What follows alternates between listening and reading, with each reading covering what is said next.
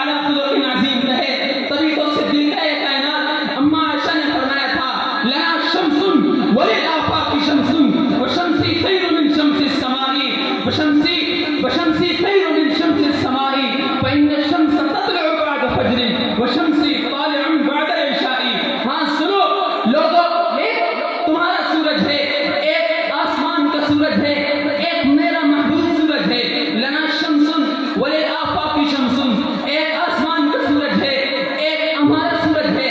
ہمارا سورج آسمان کے سورج سے بہت اچھا ہے، بہت بہتر ہے۔ اما کیوں بہتر ہے، کیوں خوبصورت ہے، کیوں اچھا ہے؟